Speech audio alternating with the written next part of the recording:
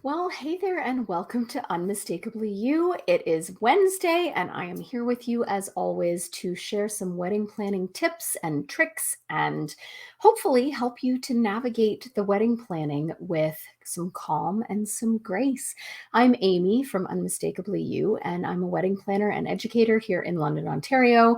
And I join you every Wednesday night at 8 o'clock to talk about things that you might be navigating in your wedding planning. If you've been following us through January and February, you know that we have been doing a booking tips series called Setting You Up for Success. And this is aimed at those of you who are newly engaged. So if you are newly engaged, oh my gosh, congratulations. We're so happy for you. We are hopeful that you are starting your wedding planning journey on the right foot and excited and organized, and all of the things are lining up perfectly. If not, we are more than happy to help you get those ducks in a row. So we are wedding planners. We help you in any way that you need it, from full service planning to day of coordination and everything in between. So don't hesitate to reach out if you are newly engaged and you're finding the planning a little bit daunting. Probably the words that we hear most often are stressed and overwhelmed, and we certainly don't want that for any of you. So we are here to help. As always, if you're joining us live, feel free to pop a comment in and say hi, or ask a question, or write your thoughts. If you're joining us on the replay, of course, pop in a comment and give us your thoughts or your questions. Or if you have direct questions that you want to email me, amy@unmistakably.you.com, more than happy to help. I am seeing some weird flickering on my screen, so I'm hoping that's not translating into the stream. But please let me know in the comments if things are wonky. My internet has been seriously weird lately, so waiting for that to be redone. But hopefully all things tech are good and we can just carry on with our chat here. So tonight we are talking about booking tips for your DIY bar. Now, not everybody has the luxury of doing your own bar. And to be honest, some might not call it a luxury. It kind of depends on the lens that you're filtering your wedding planning through.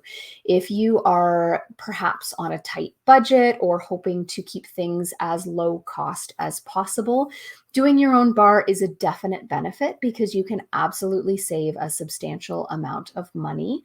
I generally, for very, very rough estimation purposes, assume that if you are purchasing your own alcohol and mix and ice and all that jazz, that it's going to cost you about $3 a drink, depending, of course, on your alcohol choices. You know, if you're going with mostly domestics, then you're on the lower end of the scale. If you're going with mostly imported or premium liquors or beers or wines, then you're on the higher end of the scale. But generally speaking, if you assume $3 to $3.50 per drink, you are dramatically still lower than paying venues pricing, which is often $6 to $7 to $8 per drink. So if you are doing your own bar, there are obviously some cost savings. There are also some flexibility things to consider. You know, if you are at a venue that has a set liquor bar rail, if you are at a venue that is contracted with a particular alcohol supplier, then you may be limited in your choices. Whereas if you're doing your own bar, you can legitimately bring in any alcohol, beer, wine, coolers, anything like that that you would like. So there are benefits both ways. If you're DIYing your bar, there are definitely a lot more considerations in terms of the behind the scenes things to think about. And I'm going to shine a light on a couple of those today. Now, realistically, there are so many things to consider when you're doing your own bar that I could talk for hours and hours, but I'm going to be 100% honest with you. It's my birthday, and I'm going to try and keep this concise because I have a book that I want to go read, and I want to sit and kind of have some downtime. So if you have questions at any point about any of your bar related stuff, I'm more than happy to chat. We also actually did a series when COVID first kind of started. It was a couple of years ago, but we did a series about DIY bar stuff, and it was actually very if I do say so myself, educational and comprehensive. And you can find that over on our YouTube channel. So we have a playlist that is completely dedicated to your DIY bar. So if you are doing things yourselves, please pop over there. There's far more information than I can possibly cover tonight. But let's just kind of launch into a couple of things that are going to be very top of mind for you if you are running your own bar. And first and foremost, I care about you. I want you to have a great experience with your wedding as a whole.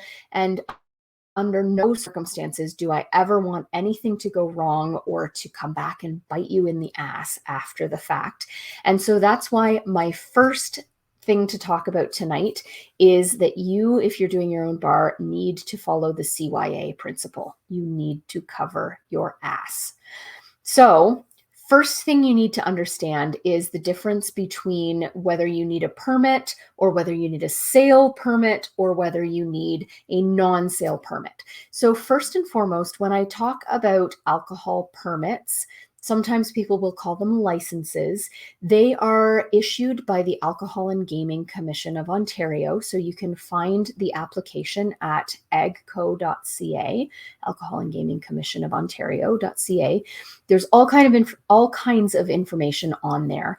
But to illustrate kind of the difference between those three kinds of permits, let me just kind of fill you in. First of all, if you are having a wedding on private property that you own or that a friend or a family member owns, you do not need a license or a permit. It's kind of like having guests over to your house for a dinner party. You wouldn't have to have an alcohol permit for that. And I mean, you can get one, absolutely, if you're hosting your wedding on private property. But realistically, as soon as you have that permit in place, you are legally obligated to notify the authorities that alcohol is being served. And if you do that, you're basically giving them the notification that there's alcohol being served and giving them the opportunity to set up a ride check right down the street from your venue. Now, of course, we want to always encourage people to drink responsibly. And I'm not saying, like, don't get a permit so that we don't have a ride check so we can escape that and let people drive drunk. Absolutely not what I'm saying. We want to keep people safe at all times. Absolutely. But just to kind of put that on your radar, that if you're on private property, you do not need that license or that alcohol permit.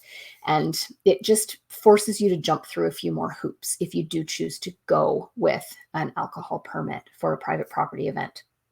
Now, if you are at a property that is owned by someone else who is charging you a facility rental fee, like let's say a barn or a hall that doesn't carry their own liquor license, any kind of venue that is going to allow you to run your own bar, you are going to require a liquor license. So you're going to go to the Alcohol and Gaming Commission website and you're going to apply for a license. Now, there are two different kinds of licenses you can get. One is a sale permit and one is a non-sale permit. With sale permits, that is what you're going to need if you are selling your alcohol, if you're having a cash bar or a toonie bar or any kind of money is changing hands for alcohol. Now, the assumption that the Alcohol and Gaming Commission makes with a sale permit is that you are selling it for a profit. So oftentimes with a wedding, you're literally just looking to break even. You're looking to not lose money on the bar if you're doing a cash bar. You're not looking to make money. So from that perspective, it's probably quite pricey to go with the sale permit because it's an increased cost. It's going to cost you about $150 at the time of recording to get a sale permit, which isn't huge, but they are also going to, at the liquor store, when you buy your alcohol, charge you a levy on all of the alcohol that you purchase, because their assumption is that you're running some kind of a festival or something where you're selling the drinks at a profit and you're making a ton of money. So just to be aware that if you do have a sale permit, there are additional costs associated with that because the assumption is that you are making money on the sale of those drinks. So you're going to want to think a little bit about how much you're selling the drinks for if you are having a sale event. Now, the vast majority of weddings have open bars, or what we call host bars, where you, the couple, are paying for the alcohol for your guests. If that's the case and you're running your own bar, you need a non-sale permit, and that at time of recording is going to cost you $50 in Ontario. And what that does is it allows you to purchase the alcohol and give it away for free, but it does require, either with a non-sale or with a sale permit, that you notify the appropriate authorities that alcohol is being served. So again, if you're doing this, give me a call, give me an email. I'm happy to talk you through this. I have a PDF that talks you through where to contact the police and the fire and the municipality to notify them that alcohol is being served. That's something that you do have to do with a sale or a non-sale permit. But with a non-sale permit, you don't have that additional levy on the purchase of the alcohol. And it basically just says that you're giving away alcohol to your guests for free. So that in most cases is what you are going to need permit-wise. And with regard to those permits, there are all kinds of other regulations that play into things. I mean, you have to serve your alcohol within a delineated perimeter. So you have to have some kind of barrier that that sets apart the alcohol service area from the non-alcohol service area. And there are all kinds of ways that you can do that. If your property has a fence, that usually suffices. You can create a barrier even with just like shepherd's hooks and ribbons, if that's what it comes down to. But there are definitely some stipulations that you have to follow if you have purchased a alcohol permit for yourself, because you are purchasing the alcohol. Now, Jessica actually just asked a really great question, which I was just about to get to. So thank you, Jessica, for that. Jessica says, do you have to buy the alcohol with the permit, or can you buy in advance? That is something else that is stipulated by the government of Ontario. If you know anything about the government, you know that they need to get a piece of every pie. Hopefully there are no government employees watching. Sorry if so, but it's the truth.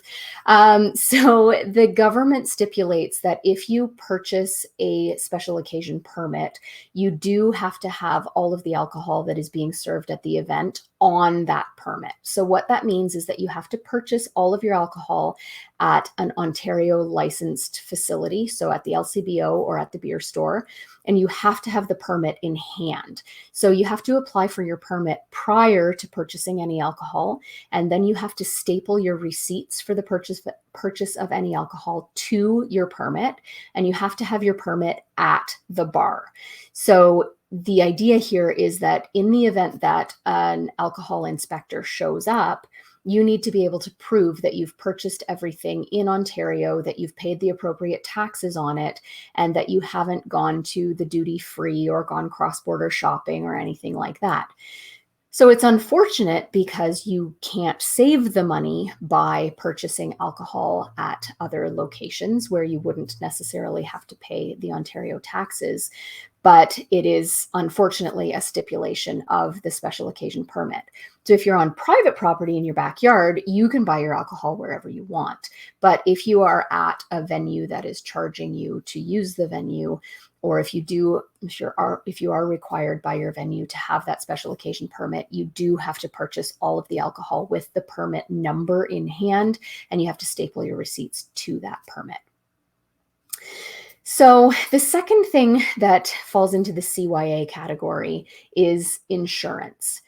If you are holding the license for the alcohol, ultimately the liability associated with it falls to you. And this is a situation that I would never want to see anybody in. You know, God forbid anything happens, there's an accident or an incident or something happens that's alcohol related. Technically, if there were to be a lawsuit, it would fall back on you as the supplier of the alcohol, and you could be liable for the result of whatever lawsuit was filed. Now, if you're at a hotel or a golf course, obviously they have insurance up the wazoo, and they're going to cover all of your alcohol liability because they pay a ton of money in insurance to cover their end of things. But if you are holding your own liquor license, that liability could fall to you. So it's not a huge expense by any stretch, but I would absolutely advise that if you are holding the liquor license, that you also purchase some alcohol liability insurance. And what that's going to do is to cover your ass in the event of a lawsuit. There are 3 ways basically that you can cover your butt with alcohol liability. One is to go to your home insurance provider and ask if they are able to facilitate some kind of alcohol liability product. Now, oftentimes your insurance provider will go to a number of different insurance brokers and they will find a couple of options for you. Sometimes it's going to be more affordable, but usually it's going to take longer than just getting the insurance yourself. So there are 2 ways you can get the insurance yourself. One is to go through PAL, P-A-L, which stands for Party Alcohol Liability. And you can go to palcanada.ca.com, maybe. Sorry, should have checked that. But if you Google PAL Canada, P-A-L, you'll be able to find their website and you can input the details of your event. They're going to ask you things like date, time. Make sure you put the time as 1 a.m. the next day. If you're serving alcohol until past midnight, just make sure you have your dates in order.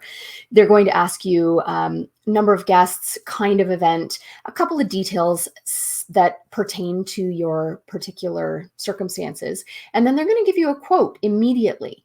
That quote is likely to be somewhere between $200 and $300. And let me tell you, it is probably the best $300 that you'll spend, just from the perspective of knowing that your butt is covered in case something happens. It's kind of like sanity insurance. It's going to relieve you of that worry that if something happens, the liability is going to come back on you. So either you can get insurance through PAL Canada or you can get insurance through Duo, which is D-U-U-O. So if you Google that, it's D-U-U-O. I think it's .ca, might be .com. Again, sorry, should have checked these URLs beforehand. But if you are getting any kind of liability insurance, those are the 2 easiest ways to go about it. Both of them have online quote forms, and both of them will give you an estimate immediately as to how much that insurance will cost you. When you decide to move forward with them, you literally just plug in your MasterCard or Visa information, and they will immediately email you your policy.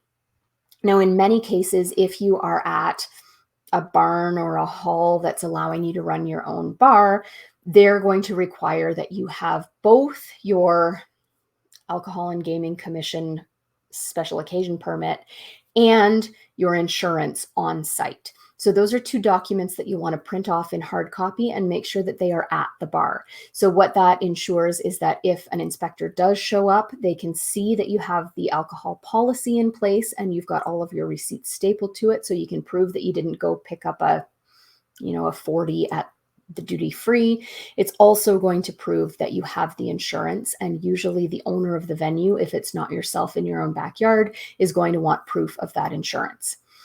So make sure if you are getting married anywhere other than your backyard that you are very clear on what their licensing and insurance requirements are. With regard to that insurance, some venues will require that you have $2 million of liability, some will require $5 million, and some might even require $10 million of liability. So make sure that you know what the terms of the contract with the venue state before you book that liability insurance with a second company like PAL or Duo. Hopefully that makes sense. Again, contact me if you have questions. I have it all laid out in a couple of PDFs that I'm happy to share. Now, once it comes to actually hiring bartenders to manage your bar, you're going to want to find people who are qualified. And what that means in Ontario is that they have their Smart Serve. Please do not hire bartenders who do not have their Smart Serve certification. They're professional, and ideally, you want to hire bartenders who are going to provide lots of services to make your life a little easier.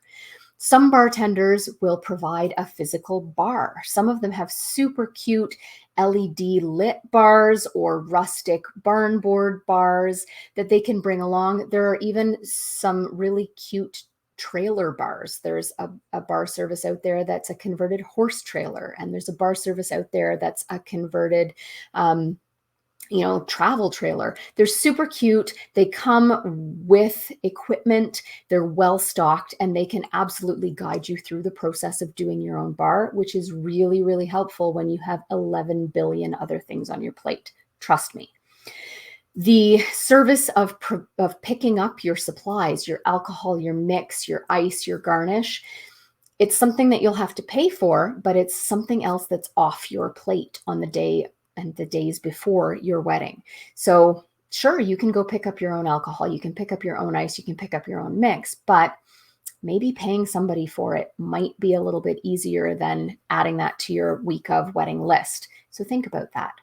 Qualified bartenders often also have specialty cocktail recipes or the ability to make your specialty cocktail recipe, which just adds that special touch for your guests. You also want to ideally work with bartenders who've worked at your venue and who know what they're walking into. Different tent venues and barn venues and halls have different equipment, different setups. And so if your bartender is familiar with that, it's going to be really helpful in terms of the amount of behind the scenes legwork that you have to do in making sure that your bartenders have what they need.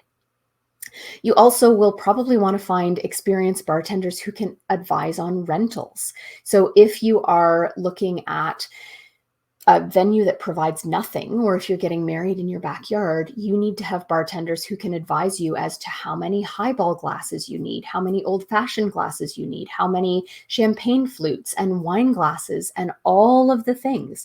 So if you can find bartenders who are experienced and who can help you to determine what kind of equipment you need, so helpful. And also, they can advise you as to how much of each thing to buy. It can be so daunting to figure out how much vodka and how much gin and how much rum and how much Coke and how much Diet Coke. So if you have experienced bartenders, they can help you to determine that. I also have some bar calculators that if you plug in a couple of numbers and a couple of guesses, I mean, you have to kind of guess how many of your guests are going to drink beer versus wine versus spirits. But if you can put in some basic information, the bar calculators that I have will spit out numbers of, 2-liter bottles of pop to buy and numbers of, 24 ounces of different spirits to buy. So I'm happy to share those. Reach out if you need help. Or if you're working with experienced bartenders, they will certainly be able to advise as well on how much of what things to purchase. So that kind of leads me into my third point, which is kind of the counterpoint to my second point. So point number 2 was hire professionals. Point number 3 is don't hire your friends. I can't tell you how many times I've worked with couples who say, oh, we have a friend who has their smart serve, or yeah, my sister's cousin's boyfriend's, neighbor has their smart serve. And oftentimes it goes badly. Not always, but oftentimes. I have had to scramble at the last minute to find bartenders for those friends who backed out because they had a better offer, or who got sick and didn't have a backup to offer. So hiring professionals is beneficial in so many ways, but also because they usually have a network or a team that they can send in the event that your lead bartender gets sick or something else happens. So oftentimes those friend vendors are unreliable. I've often seen them get drunk as well. I did a wedding this past summer where the bartenders were friends and they were wasted. And guess what? So were all of the guests. And that's a huge liability for you and for your venue if your guests get drunk and disorderly, if things get damaged, or if, God forbid, somebody gets hurt. So please make sure that you have professionals who are going to be monitoring people's intake instead of hiring frienders to bartend. Now, when it comes to alcohol and mixed purchases, like I said, you probably have no idea where to start, but I have calculators, professional bartenders have calculators, and really nothing replaces that professionalism. So if you're hiring your own bar staff, please make sure that you have a reputable bar calculator as well. There are online calculators from the LCBO. There are other online alcohol calculators that you can find. But do try to be as accurate as you can in your pre-purchases, because the number of times I have had to run out and grab more ice or to get wine at the end of cocktail hour because the white wine was gone. It was a hot day and everybody was drinking white and there was no white left for dinner. If you can try to avoid those circumstances, it's going to be a lot easier on your bartenders or your planners, who are going to have to be the ones that make those runs if you run short on things. So just keep in mind that really nothing replaces that professionalism. Now, like I mentioned, we have lots more resources on YouTube. We did a full bar week. It was a lot of fun during COVID, when everybody was talking about or drinking alcohol. And so those are on our YouTube site under DIY bar. There's a playlist called that. So check that out. And if you have questions at all about anything, your bar or anything wedding related, I'm here to help. My name is Amy. I'm at amy@unmistakably.you.com. Send me an email, put a comment in the video. And if you found this helpful at all, just post a little comment that says, hey, thanks for the help, or hey, I have a question. We're always happy to hear from you. Next week, please join us Wednesday night at 8 o'clock, where we're talking about booking your wedding party, which isn't really booking, but it certainly does play a large role in the overall kind of complexion of your wedding planning and your wedding day itself. And just one more reminder that our spring workshop line is definitely still up on our website, still available to purchase. We have great workshops for everything from the unsexy things like setting a realistic budget and creating a realistic plan for your day. Not sexy, but sanity saving, I promise.